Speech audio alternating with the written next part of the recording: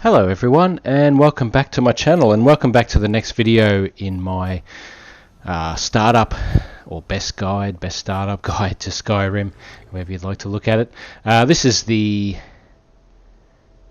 fourth video now, and this video is going to be concentrating on getting up to the Steed Stone. Now that stone allows you to carry an extra 100 weight, which is pretty invaluable when you're first starting out, because you're going to be doing a lot of quests and a lot of dungeon crawling, and you want to grab as much loot and carry it as much as you can, and obviously sell it and get gold. So it's very handy. Now we have also already got the warrior stone chosen, so we're going to override that. I think that's probably a good choice for now, and then once we get a bit higher leveled and we up our strength, etc., we can probably go back to using the warrior stone. So we're just going to fast travel here while using the carriage. Going to get up to the north of the map, and then I'm going to take you through how to get there. Now I actually got a little bit lost, so the video sort of will I've cut it down a little bit, and I'll explain exactly where it is and show you where it is.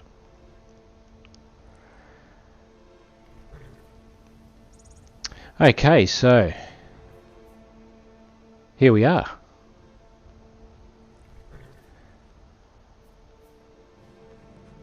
Now, I have done a couple of small things before coming to this point. One of them was getting the ebony sword, and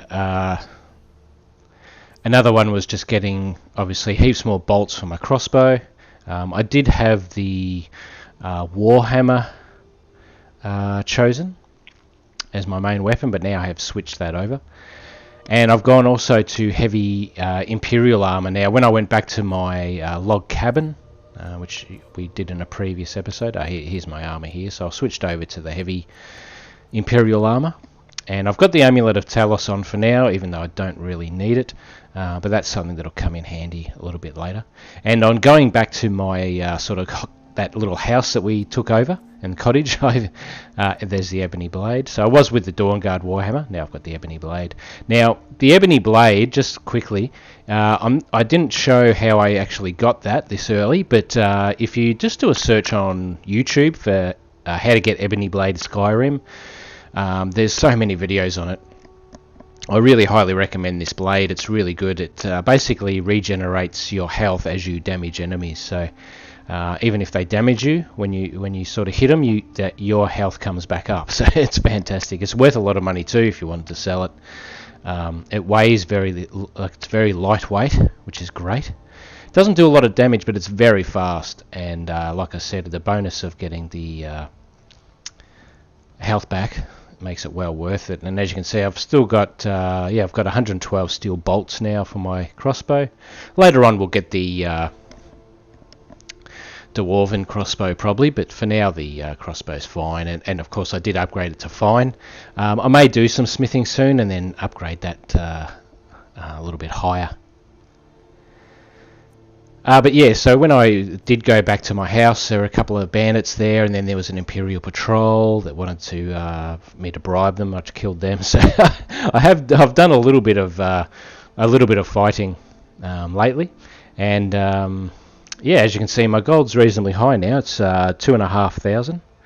So yeah, that's coming along quite good.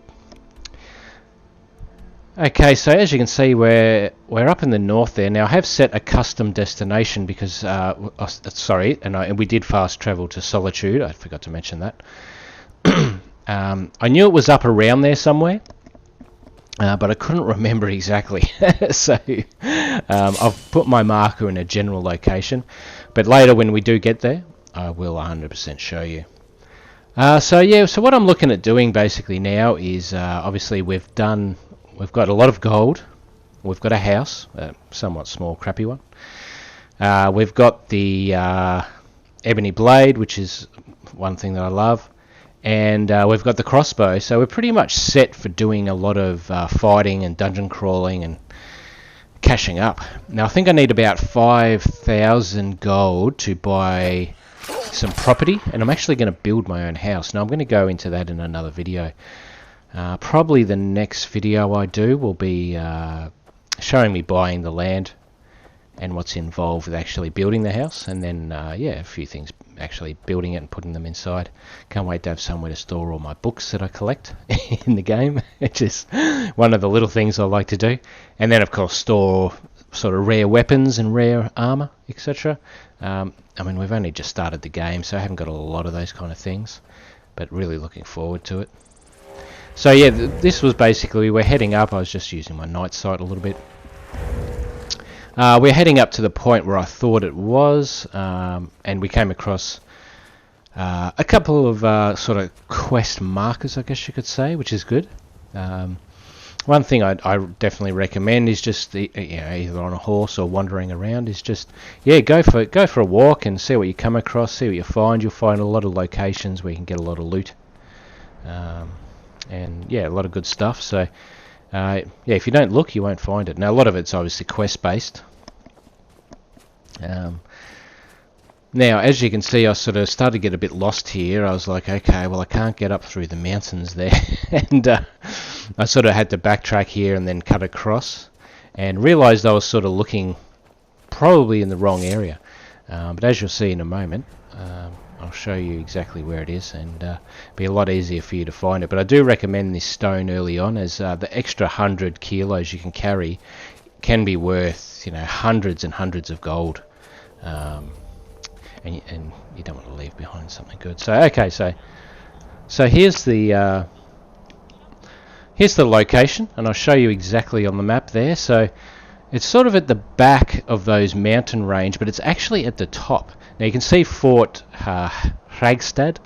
If you can get to that, or if you can fast travel to it and go straight east, it's really a short distance. Now that Orphan's Tear Viking ship was somewhere which I saw when I was going through the mountains, and I went down there, killed a few bandits, got some good stuff, a lot of gold.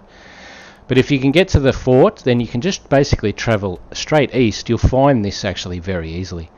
Now I think I'll show in a moment sort of where you can see. But yeah, that Orphan's Tear is well worth popping down to while you're here. There's just a few easy bandits to kill, and some good weapons, armor, and some good loot to grab. Now I didn't go into the fort,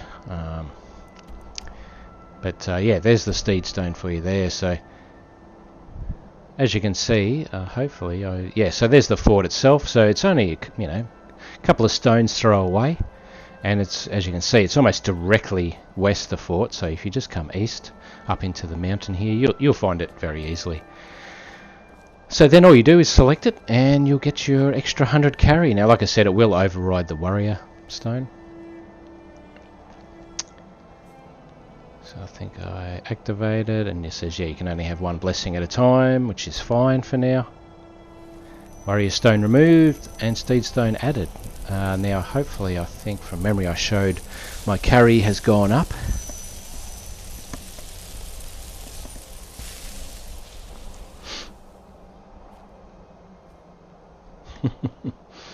It's funny watching this after the fact. So yeah, there you go. My carry is now 405, which is really good. I'm going to be able to carry heaps when I start going into some of these caves and dungeons, etc. I'm really going to be able to load up and then cash in and start earning some of this money. So I don't need a hell of a lot of money, I guess. But yeah, I think 5,000 will get the block of land, and then of course from there it's just getting money to get all the building materials and make up the house. And the good thing is, when you actually build the house, you can customize it a little bit. Some of the ones that you buy in the towns, I mean, they're situated in very specific locations. I think there's one you have to kill the ghosts that are already living there. It's a haunted house. And I've had those before, and they're quite good. They're nice that they're in the middle of the town and stuff. But yeah, actually, I've this time around I really want to get some land and build it, separately. Now I think that has its own dangers, but yeah, I think it's going to be quite exciting and something different to do. So basically, that's my next plan. Now I will be, like I said, I will do a video on that. on the process of buying the land and building the house. In the meantime, I'm going to do some smithing, I think, upgrade some of these weapons, and just start having a lot of fun. I mean, I've already had a lot of fun. It's so cool, this game, and I think I've probably spent, I'm thinking around the 2-hour mark so far, but I've already got 2,500 gold, got a really good weapon, really great armor, and the crossbow, which I really love. So I've really got a good start. So I hope these videos have helped you. If you've got any questions, just very much just shoot them through below in the comments section. Like I said, you can easily find information on all of these things that I've just done on YouTube, and they're all very, very easy to find. Probably some people may explain them better than me. That's true. And the only real thing, I guess, is the ebony blade that, I really didn't go through what you have to do for that. But it's quite fun to actually get it at this early stage. It's a little bit challenging, but nothing you won't be able to handle. And I guess I'm sort of questioning now, where, do I do some of the storyline, or, I'm actually, to be honest, I'm actually thinking I stay away from the storyline. Until I get my house built, and then start going through some of the story. Once you start going through the storyline, you really end up with a lot of side quests as well. You'll be amazed how quickly you start racking them up, because you start talking to people and asking questions, and people want your help, and there's all these side stories, and depending on who do you want to join, and it's quite interesting. And I mean, you've got the whole I think I was looking around this area now. Up there is got the whole vampire storyline. I think there's a big vampire castle out there. Pretty sure it's out in the clouds there, or further down to the left. You've got orc encampments out to the left there. You've got so much to do on the map. I mean, it's huge. And of course, we haven't even scratched the surface here. We've only really been to a couple of places. I haven't really done anything, or even scratched the surface of the storyline. So this game is just so fantastic. I just have to say, it is, like I think I have mentioned before, I think it's definitely one of my top 5 games. It's it just has so many possibilities, and you have so much freedom. I mean, I know games like that I've played in the past, Battlefield, etc.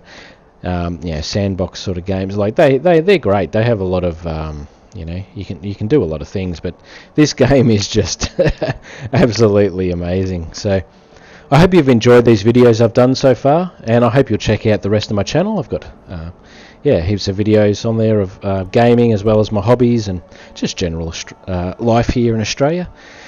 Thank you for watching, and I hope to see you in another video soon. Bye for now.